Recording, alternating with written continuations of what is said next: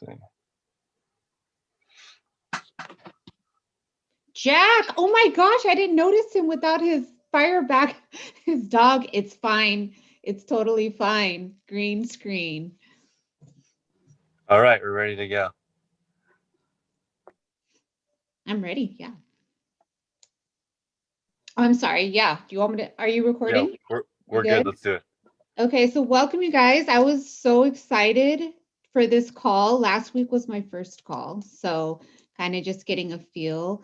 I've now been in this group almost 2 weeks, and I've had such a good time connecting with everyone. I feel like everybody's energy is all going the same direction, where we all are just working towards improvement in our business. And I kind of feel like just mentally and emotionally too. So that's been super nice. I felt like what might be a good idea is every week that I do my calls that we have some kind of theme. So it gives you something to talk about, think about before we get here. And I really want to encourage people to participate. Of course, I'm here, I'm leading the call, and I'm happy to talk about my experience and so forth. But I think a group of people is always going to be better than one. So please feel free to share your experience, participate. No dumb questions, no dumb statements.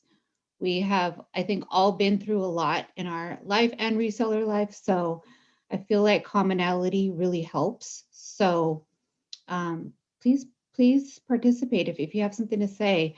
I was going to say raise your hand. I was on Clubhouse. There's no raising hands here. Feel free to just let me know either in the chat or just by unmuting. So I'm not sure if I didn't see any quote unquote questions, and Tech can let me know if I'm wrong. I didn't see any direct questions as far as for me. Chris, did you see any? No, but Tech has the link to it. Okay, I must have been looking at the wrong one because I only saw somebody that commented on my topic, but not an actual question. Okay, so we'll get to that. So what I really wanted to talk today about, something that I have sadly, a lot of experience in, is how to keep going when you have a small amount of capital. That has been a common theme in my reseller life. I wish that I would have been smart when I got into reselling. I wish I would have had a bigger savings. I wish I would have had a plan. I wish a lot of things. And please learn from my mistakes and find motivation that you can do this even in a tough situation or a situation where it seems dire. So just a quick background. After I left my corporate job, I had been there for 16 years. I never thought I was going to leave. I started as a teller. I worked my way up. After 16 years, I'm like, okay, I'm going to die here. I was about to like tattoo a stagecoach on my ass. Like that's how dedicated I was. It never occurred to me to resell. I actually didn't even know that I was called a reseller until I got on Instagram like 4 or 5 years after doing this. So that lets you know where I was at. But when I quit, I did sell on eBay here and there. Never thought could be a job. Didn't know any other resellers. Had never heard of any success stories of actually doing it as a full-time job.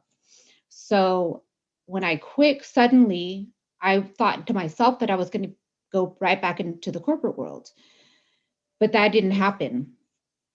And I got really depressed, and I blew through all my savings, and I I got into reselling out of need because I didn't have money to pay my rent. I didn't have money to go buy groceries. And I thought, oh, I have this closet full of office wear that I can sell.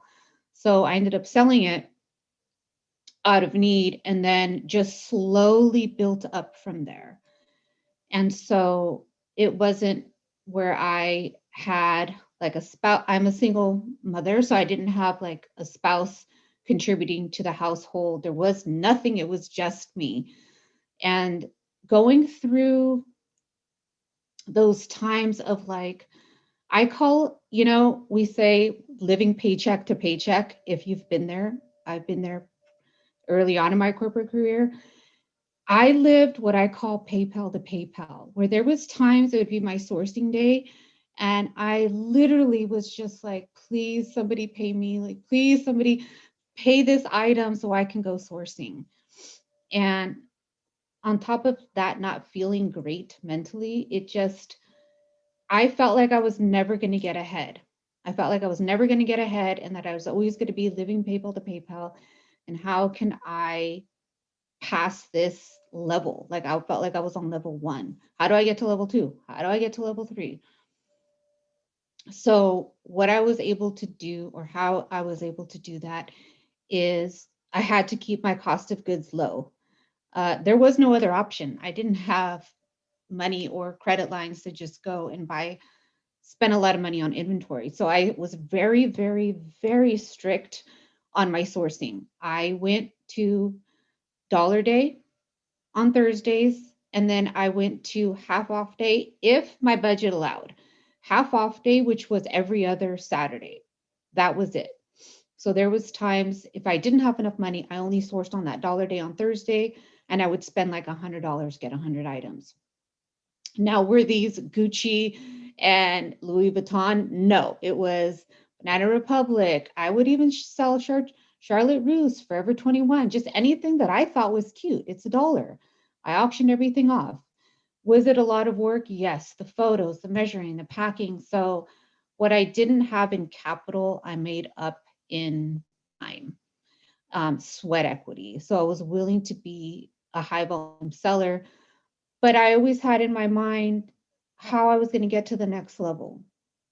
So when I was to the point where I could pay my bills, I would just save a little bit more and save a little bit more, buy a little bit more. And then there was times where I would allow myself to, as we call it, like pay up for an item, where before I was super strict. I was dollar day. I would not even spend like $4.99 or $5.99. No. And then I slowly started to level up the quality of items. So of course, Dollar Day or the bins, you're looking at items that have been sitting at a Goodwill at least a month to a month and a half. So it's been tossed through, picked through. So then I allowed myself to go for the new tag, whatever that color was. And I just slowly went to the second level. And then try to just make sure that I was consistent in getting the better quality items. But I just want to encourage people and let you know if you're in that stage, living to PayPal, or you're strictly sourcing at the bins because of capital constraints, I want to let you know that you're not alone. And if you plan to get to the next level, you will get there. You won't stay there forever. I felt like I was never going to get out. And there was a few times I got to the second level and got pushed back. I feel like I've had to start over about 3 or 4 times. So I just wanted to share that because I don't want people to feel alone. I know sometimes in this group and in Instagram, we're talking about these big buys and these huge scores we have where people are just dropping like thousands of dollars.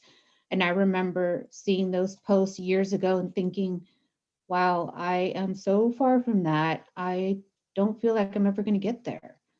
And it made me feel very alone. So I just want to encourage you and let you know that you're not alone and you will get there. Where is everybody else? Or how are you guys feeling? Hey, Monica, can I ask you a Yeah. question? Yeah. I was wondering, so how do you go about, I know you kind of just explained this, but I kind of want to understand your strategy a little bit more about how do you go about managing that first month of trying to pay your bills while also time? Like, are you like budgeting a certain amount? Are you saving a bit? Are you trying to do like first 2 weeks just spending as much as I can on capital, next 2 weeks focusing on paying bills? Like, how do you go about managing to pay the bills while also growing? Yeah, that's a good question. So in the beginning, I started off in the negative. There was no savings. I was late on my rent. I was late on literally everything. I have this like mental picture where like you go in the car, gas light on, tail light on, engine light on, check engine. You're like, what do I do? Like they're all on and everybody needs to get fed, but I only have so much money. So, and that's why I was super strict on my dollar day budget. So if that week I could only get 40, I only got 40, which is 40 items. Because I had to make do for the bills. So I feel like first you have to cover your 911s, get current on everything. My lights got turned off, so trust me when I say I've been through it. I just literally milked my house too. Anything that I could sell of my own, my son's, and then in between going to Dollar Day and being so strict. I mean, there was times I would pass on some amazing things, but I was like, if I spend $10 on that, then I can't get 10 more items. So I feel like it's just extremely strict on your budget. And knowing like one day you will get there that you can buy that 10, 15, $20 item. But right now, being smart and being calculated and strategic, like, no, I'm going to get these 10 items better. And then just trying to knock out those 911s, the rent, the lights, the groceries. And then I couldn't save in the beginning. I couldn't until I started to get momentum and then started to siphon off little by little. And then it was like, I was trying, and then so when I was building my savings, I looked at it like this is like, okay, now I have enough for 1 month. I have enough for 1 month so that if I didn't sell anything this month, I can cover my rent, I can cover this. And then when I got to 2 months, I was like, oh my God, it like every month, it just alleviated a little bit of stress because it is very stressful to the point like it made me sick. I would get like stomach aches. That is when I actually got high blood pressure from the stress of finances, and being a solopreneur. It's hard when you're alone. So great question. Thank you. I'm happy Can for I ask a second any. question by any Yeah, of chance? course. Yeah. Okay, so I was about to ask this one in the group, but I'm so glad that you're here because I'm certain that you could answer this one. So I'm in a position now in which I'm making these wholesale clients, like Mhm. people at the flea market, a larger quantity of shoes. And I'm trying to decide which one should I pursue. Is it better for me to focus on my wholesale clients and get shoes from them, or rather would it be better for me to just focus on going to the thrift? Because I can get my quota for shoes at the thrift and I Mhm. can do it from the wholesale clients. However, with the wholesale than it is in my local thrift store. So which expensive shoes, they're a little bit better. The cleaning's a little bit less. There's a bunch of advantages to those shoes, but I can get substantially more shoes from the thrift. It's not like I've depleted my thrifts in the sense of I don't have enough to get the amount of shoes I need per week. So Yeah. which one should I focus on? Or is it like lean into the thrifts until I deplete them and then go into wholesale? But I how should I I mean, navigate? for me, it would depend on your budget. I Mhm. mean, if you could do both, of course, that'd be best, but I don't know what your budget is. Mhm. So, I feel like a blend of the two would be really nice. Like that's what I'm working on right now is a Mhm. blend of, well, I want to get through March with mainly doing thrift because I'm doing Mhm. this Mama March for Mhm. Mhm. myself. But after I see my next level up would be like a blend of the two of liquidation and a little bit of RA, retail arbitrage, and thrift, Mhm. but I think it all goes back to your budget. If you can do both, why not try a month out with both and Yeah, see that the results of the wholesale items versus the thrifted items? I And was are you doing that able? last week, and it was going very, very well. I was enjoying it a ton. I switched over to managed payments this week, so it's kind of thrown off my. But last week I was doing that, and I really enjoyed it. The problem that I was running into was one person that I bought a ton of shoes from. Her shoes ended up having like a smoke smell, like 10 out of the 32 pairs. I can't check them to the same extent that I can when I'm at the store. Like when I'm at the flea market, I can't like sit there in front of the booth and then smell all the shoes and like Yeah. I can do like my cursory check. I can't like be sniffing every single pair of shoes that is, Yeah. you know, in front of the person and stuff. And then the other thing is that the person wholesale, they want you to buy all of them. They don't necessarily want you to go, okay, I'm gonna buy 6 of your shoes. They want you to get everything. So it's a lot more difficult for me to ensure that the quality standards are as high as they are when I'm getting things from the thrift. But at the same time, the cleaning is a lot less. It's just they tend to be higher dollar shoes, but sometimes they're not meeting my standards. So that's why I'm kind of confused Yeah. on which way to go. Do I just deplete those thrifts completely, try to move into wholesale, or but I've already like talked to these people and they're already giving me shoes, so it's like I don't want to drop them for a month and then let someone else kind of take my place or something like that. Yeah. And I had that. I just started bulk buying from somebody. And at first, she was just giving me, all of it, just like you. And when I would go through it, because I am pretty picky, I was like, oh, there's too many duds. It wasn't working Mhm. out for me. So I ended up, thanking her for her time. And of course, I bought the first time. I had committed to that, but I just told her, it's nothing against you. I'm just looking for a certain types of pieces. Mhm. And then she later came back and we just negotiated that I could cherry pick. Mhm. So I don't know if that's a option. I know you said they wanted you to buy So everything, but everything that I buy, they know that I'm gonna look through everything first. Like I look through every single pair, and they're surprised that I look at everything. It's just that the big thing is that the only issue that I've run into is that smoke smell, that being on a shoe, and I tell them in advance that like yeah, that's you cannot have a smoke smell with the shoes, but like 10 out of the 32 pairs, and then some of those pairs were the ones that are going to give me the highest profit margin. So it's yeah. just like, If I were you, again, if budget permits, is I would maybe do a few trial runs with the wholesale, and then just mhm, keep really good track of your profit per pair, and then what you mhm, spent, of course, and then just kind of do the math and say, okay, it does actually make sense, mhm. or it doesn't. But and a lot of these things, when you're getting into the next level, wholesale liquidation, there's a learning curve. When I first Is it started true though? liquidating, You're so yeah, right about that. Oh my yeah, geez.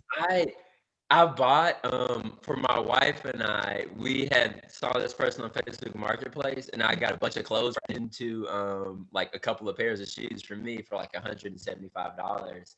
uh-huh, And then get home and like 10 of the articles of clothing have stains on them that we didn't even notice while yeah, we were there. And yeah, then we thought that it was a brand of Polo. We were thinking it was Polo Ralph Lauren, and it ended up being USD. And she sells on oh, Poshmark, and there's not much of a market for that on Poshmark. There is, but it's like it's not nearly the same thing.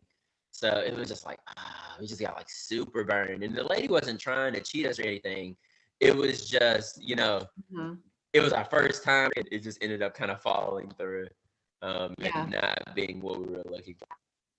Yeah, I had that with my first few liquidations that I bought. I was so excited. It was one was a Macy's lot that I bought liquidationgeneral.com, and then a second one was a Nordstrom lot that I bought at liquidation.com. So if anybody who has questions about buying a liquidation, I can give you my tips on there.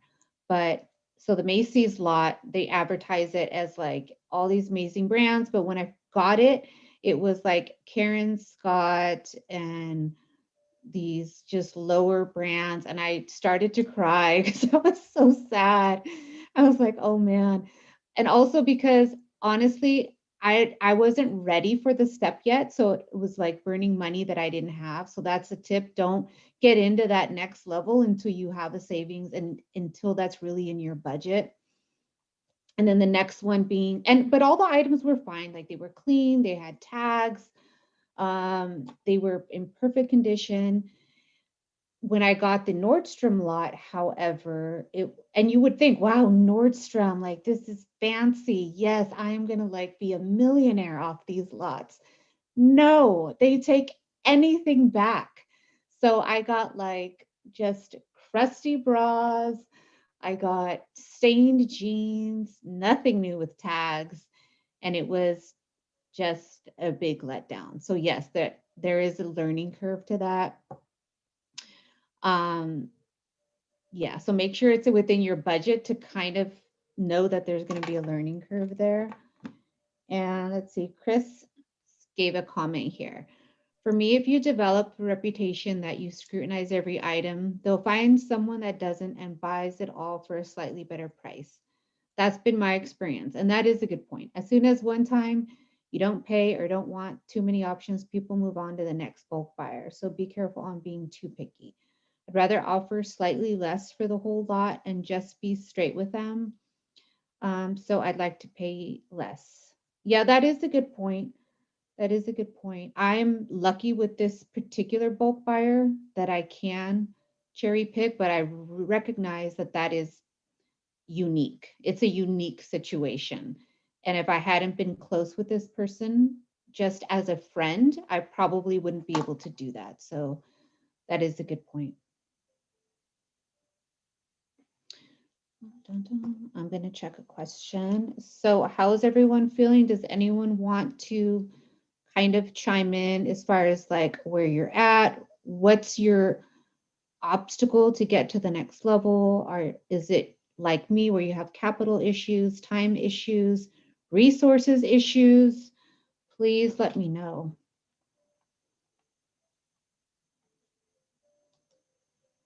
Let me look at this. Everyone's quiet today. Jack. Yeah, it's a really good topic, what you're talking about with it. Like, I think that what really helped me at first was just grinding out and going to as many thrift stores and garage sales as possible, because I was basically trading my time for money. Right. And if you can like 5 or 10x your money at a thrift store, you're just going to build capital much faster. And so I just completely focused on spending as much time as I could, like a garage sale, spending like 6 hours on Saturday, like hitting as much as I could, because I knew that I'd find some stuff there, like constantly find stuff that was, I could flip for like, like buy for $5 to $10, sell for 100 to 200, and just basically just keep snowballing my money. So that's kind of how I got started. And now I'm at the point where I can like make much bigger buys and it doesn't really affect me. I have the capital available. I have, lots of lines of credit available to me. So like it basically built up like to that by just like trading time for money. Yeah, I know that's how you started too. So yeah, if you don't have the capital, but you have the time. So there was a question about how do you get more profitable items? So one thing that I've been doing more that's helping me get better items is I've started to introduce consignment stores to my route. So previously every Wednesday I had my thrift route. So now I have my thrift route, my bulk buyer, my bulk seller that I go to. And then I took one day, and I scoped out all of the consignment stores. So like for me, it's mainly like Plato's, Crossroads, stores like that. And some of them weren't that great, either the quality of the items or the price. But just like the thrift, when I locked down my route after trial and error of trying to find the best ones, I have a route now for consignment stores. And what I normally do is I go straight to their half off section. So I go straight to their half off section and I look for things that would be hard to find in a thrift, but of course, still within a reasonable time, reasonable price. So that has helped me a lot. And you can get into like liquidation. wholesale, things like that. But like I said, that has a learning curve attached to it. One that helped me get, I would say, another level up, and I'll share this. It's been shared on Instagram, so I don't feel like I'm letting any secrets out. But one of the best places I found to source great items was Fox Liquidation. I found them about 3 years ago, 2 or 3 years ago. And I know on Instagram, eBay Princess recently started buying from them. So she's talked about them. But I have found Bloomingdale's liquidations from them. I've found Macy's liquidations from them. But again, that's going to be a bigger buy-in. And that place actually does manifested lots. So the thing is, manifest lots sounds great. I know exactly what's going in there. You're going to pay more. It's the lots that are unmanifested that tend to be cheaper. So, but again, trial and error. The first time I bought one of the Macy's lots, it wasn't as profitable as I thought it was going to be. But you can, with the manifest, you can literally copy the UPC because they show it and paste it onto whatever platform you're going to research for. And you're just doing that back and forth until you find a lot that's good. They don't tell you what store the lot is from, but you can easily figure that out by the item that that store sells only. For example, if I'm looking at a lot and it says INC, INC is only sold at Macy's. So you know that's a Macy's lot and they don't commingle. If I am looking at a lot and it says Lush or BP, I know that's a Nordstrom house brand. So I know I'm buying a Nordstrom lot. There's a few brands that only Bloomingdale's sells, and I can't think of one off the top of my head, but I looked at it and I was like, okay, this is a Bloomingdale's lot. I think it was, no, it's not Aster, Aqua. I can't remember off the top of my head, but there is some like investigation you can do. But that's another way, if you can't find items at the thrift, try the consignment stores and try to get into liquidation if you can. Chris says, oh, does anybody have questions about the liquidations?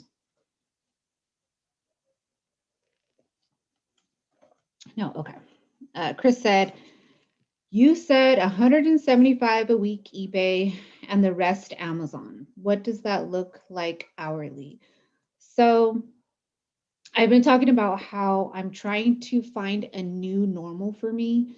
Since last year was the first year Amazon switched to being my #1 platform and eBay took second tier for the first time.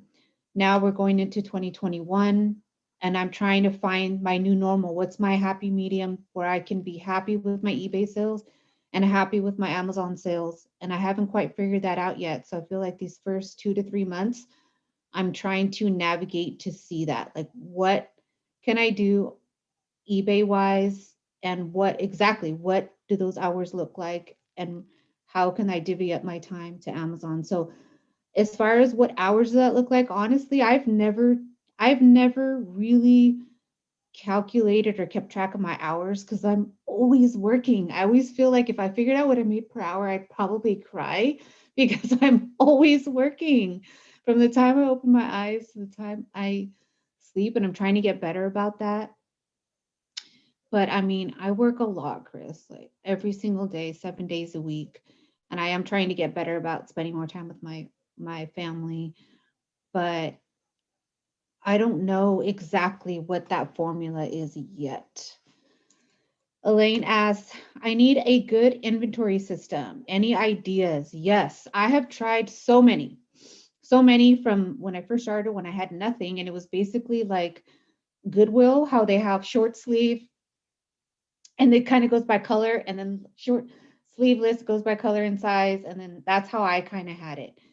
And then once it got to be where I had too much stuff, I was finding myself spending way too much time during shipping. So I had, X amount of time, X amount of items to ship. No, I was spending way too long finding things. So don't feel bad. Mine took way too long. That didn't work.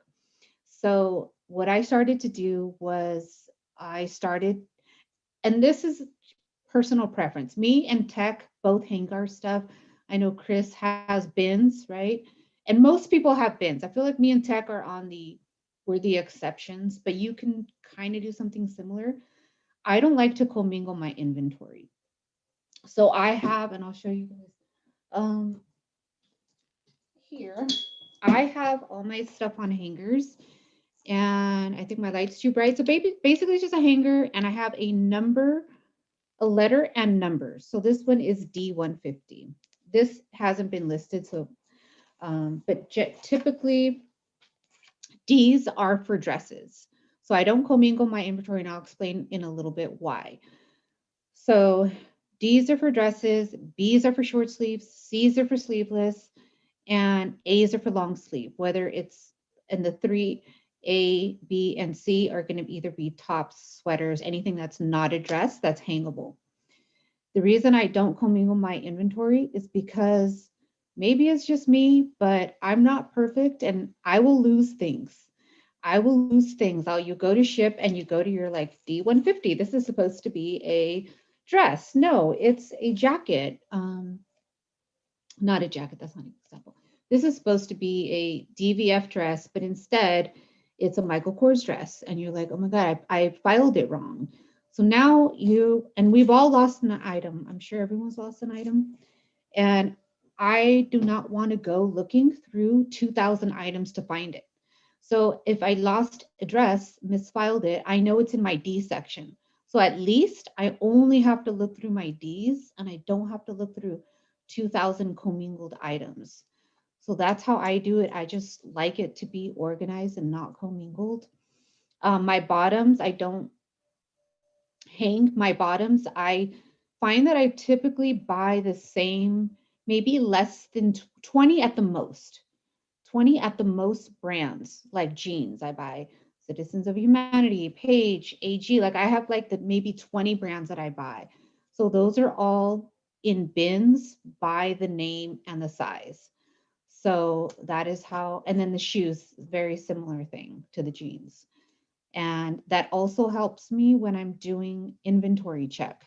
I'm sure if you guys have ever done inventory check on eBay, you see like all these items that aren't there anymore. And you're like, where did these go in a black hole in eBay world? It swallowed them up. And now they're like, it's hanging in your inventory, but it's not listed. And you can't find the listing. It's just gone.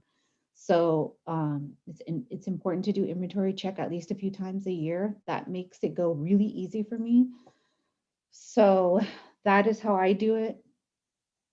But I know, the hanging and the some people prefer bins. But of all the systems I've tried, that's what I like the best. Let's see, Tony says, I'd say for me, getting enough supply is a problem. I have enough capital for thrifts, but they don't have enough items. I don't have enough capital to dip my toe into big bulk buys yet. I think I'm just going to have to go further and further out in the meantime. And then what is Fox? So yeah, Tony, when I moved to California, I was in your exact spot. So when I started reselling and I was in Arizona, and there was literally a Savers, a Goodwill at every major intersection. Didn't you have to get on the freeway? I could just go down. There were so many and they were good. And I moved to California, where I live, it's a small beach town. So though it's beautiful, no, in a small little beach community, you're not even like, there's no Walmart here. There's just, and it's a really, really laid back community. So there's a lot of like shorts and tank tops and just not good thrifts. So I have to drive. And that's why I started doing one mega sourcing day, which would be Wednesday, because I have to drive so far. So I usually I go north almost 2 hours, and sometimes even more if there's traffic, and then I make my way back. But I think it's just a trial and error. Go in all different directions, north, south, west, east, make a radius, and then just start marking off thrifts, what's good, what's bad, what's good, until you find your route. Once you find your route, then you're golden. But it can be trial and error, and I've been there too. So Fox Liquidation is a website. I mean, any of you can go and Google, put it in right now and it'll come up. And it's basically, they're actually a middleman. So they have lots from like Macy's. I haven't seen any Bloomingdale's lots recently. They sell Free People. They sell like bathing suit lots. I bought bathing suit lots from them, not recently, at the beginning of last year. They sell like Ralph Lauren lots. They sell home. They sell intimates. So definitely you go in there and kind of like look around. And they're very nice. If you ask a question in the chat, they will usually answer you right away. And I had some really good luck with them in the past. So yes. My shorts and pants are the same by Brandon Sison. Yeah. Yeah. So Tech bins his bottoms. That sounds really funny. Tech bins his bottoms. I bin my bottoms too. Yeah, it's too hard to keep up. Brand and size. What Isaiah says, what are the jean brands you look for? My wife is trying to specialize in jeans and she could totally use a bit of direction. Oh gosh, jeans. Speaking of a learning curve, I'm thinking of the 7 for All Mankind A pocket jeans I used to pick up, and I wondered why they didn't sell. So she's not alone. There's a really big learning curve with jeans, but it can be less of a learning curve if you learn to also research the style of the jeans. So jeans can be very profitable once you start to know what styles. For example, if you're looking at Citizens of Humanity jeans, I pass on most of them, but I love the Rocket High Rise. It's that specific style of the jean. And it says right on there, right on the jean, Rocket High Rise. On Page jeans, I love the Edgemont. I rarely find those as zippers on the front. And you can see it. So research, when you're researching the jean, you're going to put the brand and then the style, like Levi's wedgie fit. Not all Levi's do good for me, but the wedgie fit does great. American Eagle high rise jean, especially in a size anything over an 8. So sometimes even size can come into play. And I know that's getting a little more specific, but so back to that, I would say research the brand and the style. So I would say my most sold jeans are the Citizens of Humanity, Page, AG, Adriano Goldschmied. Again, depends on the style. I still sell a lot of Madewell jeans, Everlane, a J. Crew. Certain ones of the J. Crew do very well still. So yeah, just make sure you Google the brand and the style. On Fox, what kind of paperwork do you need? Resale certificate, tax. I can't remember off the top of my head because I got the account so long ago, but I know it's nothing fancy. So I don't even think you need a tax ID unless they change things. This was maybe 3 or 4 years ago when I signed up. I want to say I did use my tax ID, and I do believe they asked me for my resale license. I believe, yes. Jack says, Citizens of Humanity doesn't sell for people. Oh, it's a joke because I said some stuff in my stories that certain brands don't sell. But back to Fox really quick, it is super easy. It is super easy. And I will double check and see what the requirements are now. Because like I said, I did mine years ago. Christine says, do you only sell women's? Yes, I primarily only sell women's. And I know like that's something Tech always talks about is to like niche down and not kind of like be all over the place. For me, it wasn't that I set out to have a niche or be dominant in one category. It's just that I chose to sell what I knew. And after I got rid of my office clothes, I got rid of my personal clothes. That is just what I knew. And I just stayed in that category just out of experience. And that's what I was comfortable with. Though I would, if I had more help, I'd definitely get into men's for sure. Jimmy says, how do I convince my wife that I need more inventory? That I do have lots of unlisted inventory. It's just not fast selling stuff. So what are you, is it all long tail items that you're picking up, Jimmy? I think like there should be, if you're doing long tail items, there should be a balance of at least some short tail items that can help speed up your sell-through rate. I mean, that's hard. Let's see. Yeah. Oh, thank you for putting that up there, Patty. So she put up the link for Fox, create an account. It lists everything there. Thank you.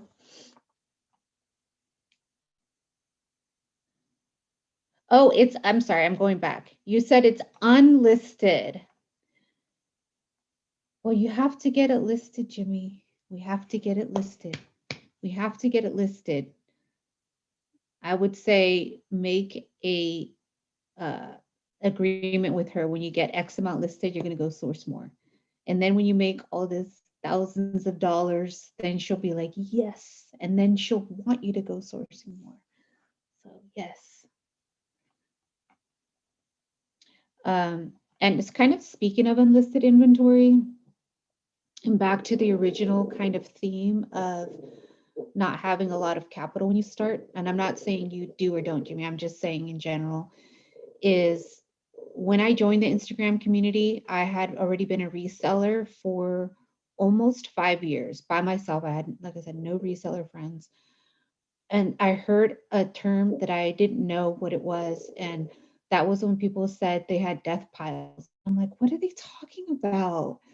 They have death piles. I didn't get, so of course I learned what it was, is unlisted inventory. Now I do think there's a difference between a death pile and a pending queue. Like you have your pending that is moving, like you always got to have it because it's moving. You bought it, it's in your queue, it's getting prepped, and it's waiting for its next destination, which is being photographed, which is the next destination, getting it listed. So but it should be moving. Where a death pile, it's just in the corner or in a closet and it's just sitting there. So it kind of made me think that is a luxury. Like for me, because I needed the money to pay my bills, I didn't have the luxury of a death pile. So I feel like if you can keep that same energy, if you can keep that same energy of it's clogging up your conveyor belt, like it's so inefficient. Tech says this all the time. He's like, if you went to someone's store, like how can you shop what's in the back room? Exactly. So, and realize, and I'm not trying to be like mean or anything, but realize that that's a really serious inefficiency in your system if it's not getting processed. But for me, I needed to pay my bills, so that got processed fast. Let's see, next.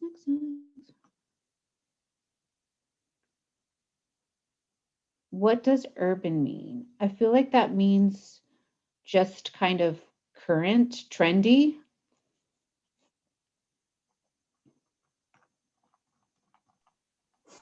Monica, I have a couple questions.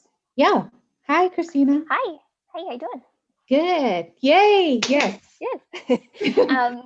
So I'm actually simultaneously doing your Amazon course. Oh, yay. Again, because I didn't do anything with it the first time. You're alone. For some reason, it just passed people by.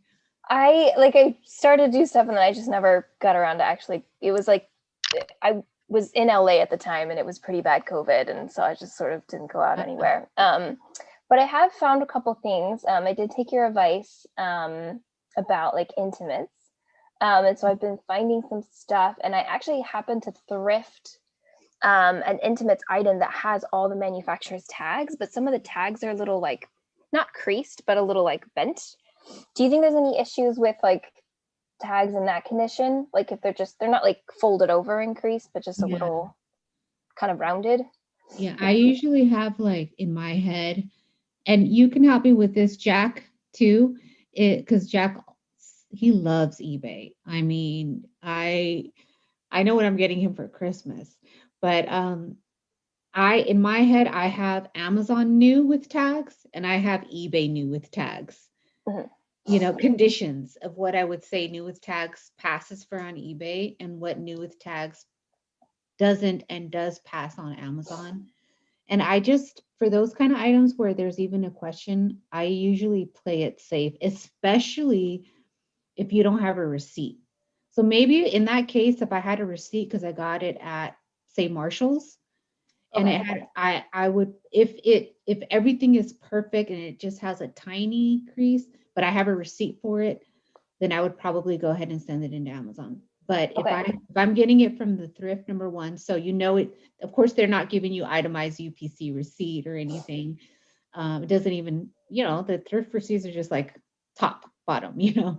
So if you were to get a IP claim or anything, or someone say complain about the condition, you don't have a receipt. So in that case, I probably play it safe and put it on eBay. What do you do, Jack? Sure. I don't do any clothing at all on Amazon, so I wouldn't know like what new, good enough new would be on that. But I know that clothing is a really category that has a lot of counterfeit issues in it, as well as like you sold as new issues. So you do want to make sure that you kind of are like safe in that area with it, because like clothing especially is going to have a very high return rate and higher instance of issues with it. So you really want to make sure that like you're like it is new and all that and you're sourcing it correctly. And but I don't do any clothing, so I really wouldn't know. But on your video games, like when you get them at, you know, when you, I know you Yeah. don't thrift now, but like when you first started, I'm assuming that not all the time, but once in a while, you found a sealed game. Yeah. So the way that I handle that for like toys, video games, and stuff like this, and like there's a level of risk you're willing to take with it, and early on, like you want to be super like careful with it and make sure that you're making sure everything's like following the rules and everything like that. But like if I buy something at the thrift store and it clearly is new and is completely like brand new, I would usually list it as new, and I never had an issue personally like doing that ever. Yeah. But like you do want to be really careful with that, because technically, you could be asked for invoices, and it can be very difficult to defend that kind of stuff with it. But it's a risk I was willing to take doing it. It's up to you if you're willing to take that level of risk with it. But that's just my experience with it, and how I handled it is that I would sell stuff if it was legitimately new and it was thrifted, like a toy or a video game or something like that. And I would list it like that. Yeah. And I also want to say that specifically with clothes, I would like Jack. I mean, Jack doesn't do clothes, but I would second think that, and I wouldn't send it in because you have to pick the condition new Yeah. on clothes. But when I was at the thrift and I would find, say, like a sealed puzzle, and it was, it's sealed, so it's new, but say like the side maybe just had a tiny opening in the seal, or just this tiniest of thing, but it's new. At least in those categories, you can select like new, and you can put notes. So in like that case, I wouldn't sell it as new, I would sell it as like new and describe what the issue is. And you could upload a photo that would only show up on your listing, because you're putting anything besides not new, it will allow you to add a photo, and that photo will only be under your like store in your listing. Because like That's Jack, basically how yeah, that's how I posted a handled lot it of too. stuff. And for like obviously for video games, you can sell it as used. For toys, you can't. You have to sell it as collectible.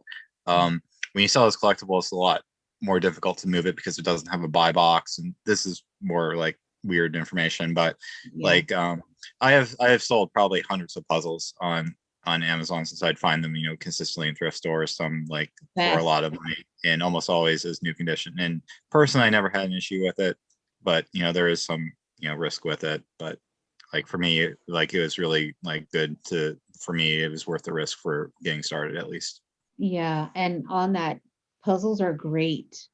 Puzzles, there's some in the thrift store that have great ranks and great returns. And then if you ever find a good one, the other thing I did when I first started is I used to make my own little Amazon BOLO list. So say I found something that I scanned and it was good, like a puzzle, and I would send it in, it would sell, and then I would go to eBay and kind of have alerts to when anytime someone listed that puzzle.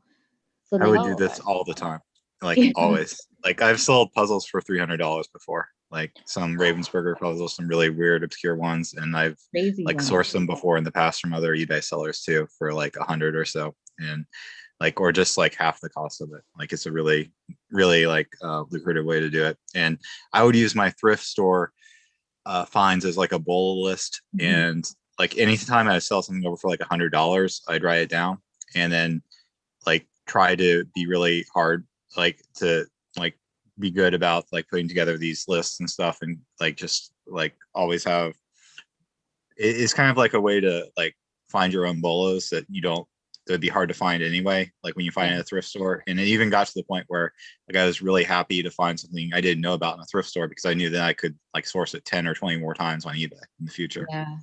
And I feel like because you're scanning like some obscure things, because it's such a bunch of random stuff, you're like, oh my God, I didn't know this sold. So one of my eBay to Amazon flips became, I don't think it's good anymore, but they were the Case Logic cases for tapes, not cassette tapes, not DVDs, not, for some reason, one day I was like, oh, I'm just going to type this in because it was used.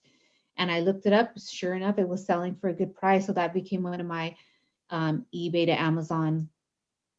That and these crochet little sets where again, I just scanned it because it was new and I'm like, it has a barcode, I'm going to scan it.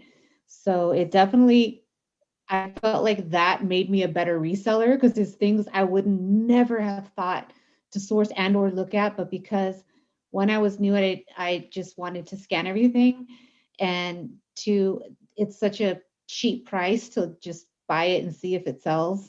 And then like Jackie, start to make your own BOLO list. And this So is a way you can kind of slowly scale your income too, because you're getting the cheap stuff from the thrift store. And then when you have more money at capital available to you, you have a list of stuff have already sold. Like that this puzzle has sold for you before, like 100 before. So when you start to get more capital available, you can start to source it off eBay or wherever, and just like know that like it's going to sell for this price you've done in the past. And like yeah. it's one of the ways that I can like would start scaling up is spend more is to like start sourcing from other marketplaces like eBay as well. Yeah, I definitely feel like it made me a better sourcer. I want to say sorcerer like a wizard, but I'm sorry, Christina, that was a really long answer, but it Okay. led to some really good points about the Yeah, eBay no, it's Amazon. So thank you for asking. okay. Jack did a lot of that. I remember talking to him about that as well. And especially when you're new on Amazon, there's only so many brands you can sell, so many things you can sell. So I tried to like do as many eBay to Amazon as possible until I started to like organically ungate things. So that was a great question. Thank you. Okay. And then actually another one kind Yeah. of specifically about bras sending in, because I've started to find some at Oh, good. Yeah. Ross that I'm like brands that I can sell. Do you just put them in a poly, like in the cellophane poly bag? Like, is there any concern with like the cups? You know, the cups kind of crush Yeah. So and they yeah. get a little dented. Yes. So like some that are super, super delicate that I don't want to get crushed, I'll like, you know how like you can fold it in half. Hmm. And if it allows, push the one cup into the other cup and then put like some tissue paper and then put it in the poly. And then when I put it in the poly, I'm trying to like fold it and seal it in a way where it's not going to move a lot. Okay. And then, label it with your F and skew. Okay. Got it. But yeah, that's great. Bras led me to ungate a bunch of stuff organically. Yeah. So good. Okay. I'm glad you're finding some.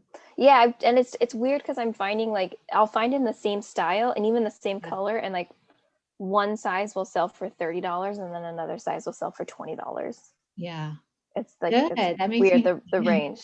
But yeah. Sure. Size matters. It does. It does. Size Yeah. matters. Yeah, but I never would have thought to check bras until like you had said that. And so now I'm like just straight to the bra section every time I'm going into a store. Bigger the better. When I get liquidations of bras and they would be bigger, I'd be like, yes, they tend to sell better for me than like, the smaller ones. But awesome. Yay. I'm glad. First, you're welcome. Thank you. Tech says, Amazon is gift giving condition. eBay, the box can be kicked down the aisle new. Yes, it's true. It's true. Okay, so Isaiah says, did you stop selling on Posh? Yes, after picking up Amazon. I did. And I know my handle, my Instagram, my store is named the Posh Hanger, but that was a complete coincidence. I was selling as the Posh Hanger on eBay way before Posh was even invented. So then when Poshmark came and I had that name, everybody assumed I was this like big Posh seller, but it was a complete coincidence. And I even thought many times about changing my name because I felt like I was like imposter syndrome. Like, no, I had this name before. So even when I was selling on Posh, eBay, when I was doing just not Amazon, eBay was always so much bigger for me that Posh was just kind of always been just an afterthought. I've never really pushed the gas on Posh, but yes, last year I did stop selling. I put up a few items recently, but definitely not something I focus on. Ravensburger puzzles, 3D puzzles too. Yes, 3D puzzles too. It's going to be a hard walk to pass a Ravensburg. Yes, crochet sets and needle points. Yes. And those are things I never would have scanned unless just being new to Amazon and trying to scan everything with the barcode. Jimmy, a little clarification. I sell golf clubs. A lot of what I sell are single clubs. If someone loses or breaks a club, I'm getting down to older, less popular clubs that still sell just a bit slower. Okay. And so you have some long tail items.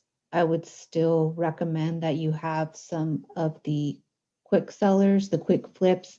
I feel like the quick flips will to the algorithm make your long tail items sell a little bit better.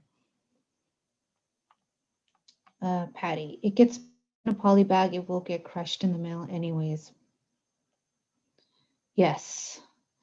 Yo, I pay so much money for a good bra, like $100. It's no joke. It's true. It's true. Yes. So good points. Who's still with us? I don't know where my screens went. Chris, are you still around? Monica, what categories are you selling on Amazon? My main categories are, well, it depends on the season. I'm a seasonal seller on Amazon. So for example, in the summer, I'm selling heavy in the like outdoor summer type of items. So like pools, just things associated with summer, for example.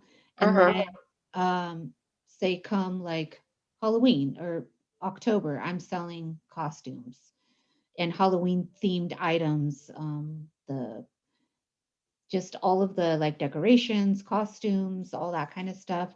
And then of course, Halloween, you're already in Q4. So then I'm selling toys and a lot of type of like gifts for Christmas. But I'm always trying to source clothes as well. So I do a lot of clothes. I like to source at like Ross, Marshalls, Burlington, TJ Maxx. And it's funny because on eBay, I'm primarily a women's clothing seller, but on Amazon, for some reason, I gravitate towards men's. I don't know why. I just tend to find more in men's, aside from bras, men's active wear. I am engaged in Nike, Under Armour, and Adidas. So I do a lot of like polos, pants, stuff like that. So that's kind of clothing on Amazon for me from Ross, Burlington, Marshalls, TJ Maxx is kind of like my equivalent of bread and butter. And I usually stay, like I said, in the men's category. Just seems for my area, that's where I find the most profitable items.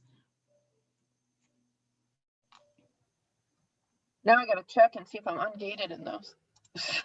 Yeah. So with those brands, it's definitely a little harder to get ungated. I got ungated organically maybe 2-ish years ago. I had actually, speaking of bras, I had actually got suspended because someone claimed one of my bras was inauthentic. And then they finally accepted my invoices, which I had, and a plan of action. I got reinstated. I thought I'd be in the doghouse forever. I reinstated, and for funsies, I tried to ungate Nike as a laugh, and it ungated, and I almost like dropped dead of surprise. And then I said, all right, let me try Under Armour and Adidas. So it can happen after, and we don't know the exact number, but after, sales history and units sold. Yeah, I'm ungated in a lot of stuff, just not those. Oh, good. Then But I you're right there. basically gave up on Amazon. Oh, you know what? I've gone through my ups and downs with Amazon too. I have stopped Amazon maybe like 3 or 4 times. Right after I got suspended, even though I got approved, it left like a sour taste in my mouth to know that you could just get suspended for doing nothing wrong, and that scared me.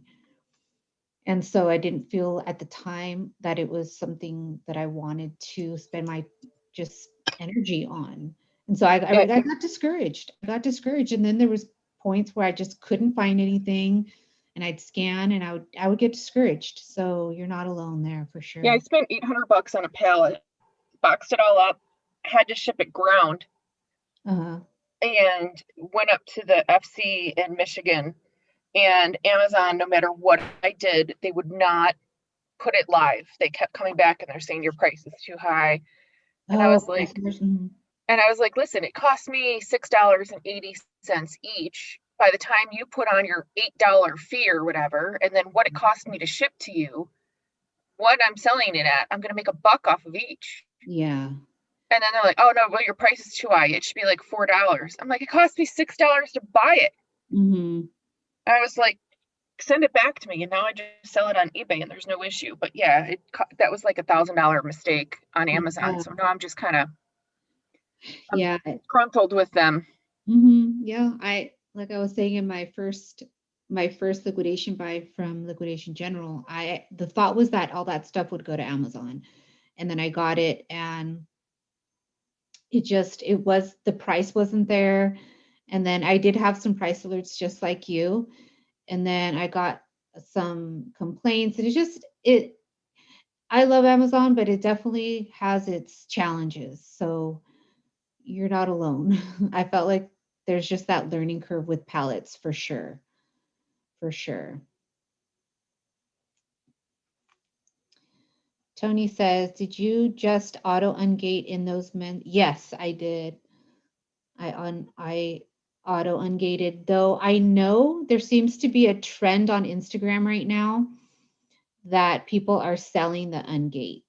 There is an ungate for Nike, Adidas, and Under Armour.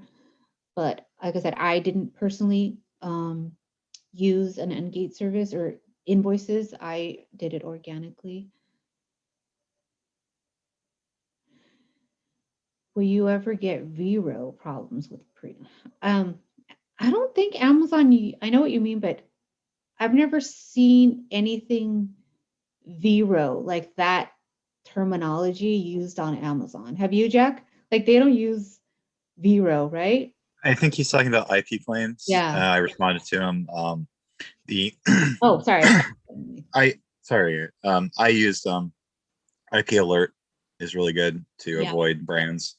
And at this point, I pretty much know the brands that are an issue. But IP alert's really good. It's a plugin that you pay for, but it's really good for like learning what brands to avoid. But like there's some brands that are super safe and some that will like claim you right away. So it's just kind of knowing which brands you can sell safely and which ones are an issue. But if you want to put a brand in, I can tell you right away. If like you have a question right now, and I can tell you if there's an issue with that brand. Yeah, and that's a good one. I didn't know until I kind of like got with a network of Amazon friends that they let me know about that IP claim. And that with Amazon too, it is, I feel like it, I mean, in any platform, eBay, Posh, Amazon, but with Amazon being so technical, I found that having a group of way more experienced Amazon sellers than me, like Jack, and a bunch of others that let me know, like, oh no, this brand IP claims, that brand IP claims, this is, so it is good to have a network if you can. Yes, Patty says grocery is also pretty good to get started, for sure. I personally don't sell in grocery very often, but I know a lot of my friends that do. And that's a great point, grocery. And I know that a lot of them source at like grocery outlet. If you don't have a grocery outlet, there's like Ross and Marshalls that get certain coffees that do well sometimes. But I personally do not really sell in that category. Isaiah says, hypothetical question. If your son wanted to start selling on eBay, would you let him use your account or have him make his own? Now that he's 18, I would have him make his own, but he just turned 18 in September, and there would be a few times where he did go sourcing with me and found a few things, and I would, of course, let him, list on my account, but very, very rarely. Is it like a safety thing with your account, or is it more like you just want him to kind of do his own thing? Yeah, I would just want him to do his own thing just to get his own experience. Like he just opened his own Amazon account as well. So I want him to kind of like find his own way and find his own experience instead of me just doing it. But I definitely don't want to force him into reselling. I always tell him, if you want to, of course, I'm here to help you. But I kind of, I don't want to force him. I want him to figure it out. So, yeah, my wife, she's been listening to you talk about how the moment you said that you stopped doing Poshmark after putting it on Amazon, she's like, I really wonder what would happen to my sales if I took all my items that are on Poshmark and threw them on eBay. And so she's like considering opening up an eBay account, but she's scared. Oh my gosh, yes. Yeah, she's really scared to do it on my account. And instead she wants to kind of do it on her own. She's afraid that she might get a defect or something like that because she's still on her learning curve, of course. And she doesn't want to like accidentally cause issues with my account by being on there as well. No, tell her, go team, go wifey. We want her to be on eBay. Yes, wifey. Yes.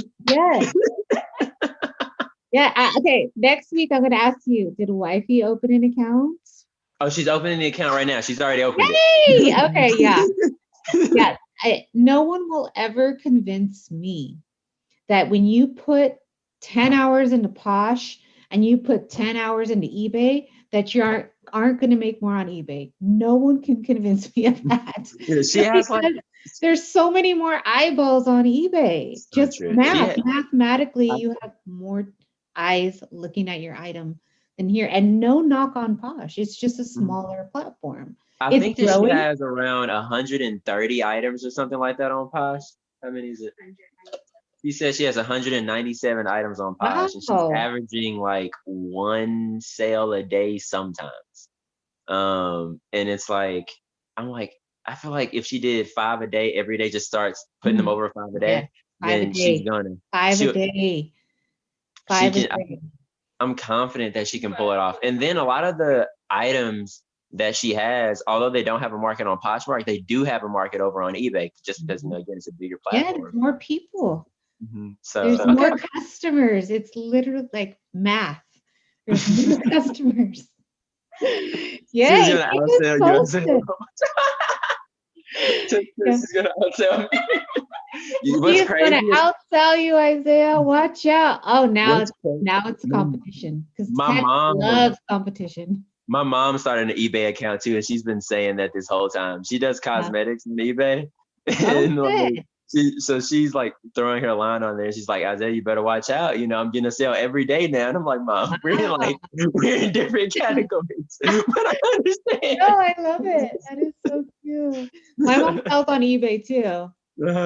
Oh, Yeah, Jesus. so cute. Yeah, I love it. Yeah, get the whole family going. Everybody's mom sells on eBay. Oh my gosh. That is so cool. Thank you for sharing. Yes, we do. Keep us updated on Wifey's progress. Will do. Yeah, awesome.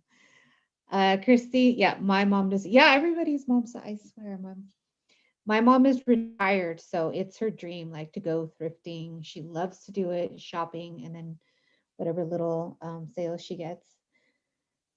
Do you know off the top of your head what the age demographic is on eBay? I do not, but I would definitely guess that eBay's demographic is older than Posh. I feel like that's safe to say, but I don't know what that is. That'd be something interesting to find out. I'll try to. Jack is good with finding things. Jack, help us. Tex says, one time I went to my mom's house and she had a horrible title on a hat. I changed the title and it sold an hour later. She thought I was the man. Skews older, yeah. Grilled, galed and goat. Yeah. Yeah, of course. Tex turns something and it turns to gold. I'm not surprised. That is so cool. So anything else, or are we ready to say goodbye? What time is it? 6:15. Thank you guys for joining. Thank you guys for participating. Oh, so what is it? I can't open it. It looks like his SKU is pretty older.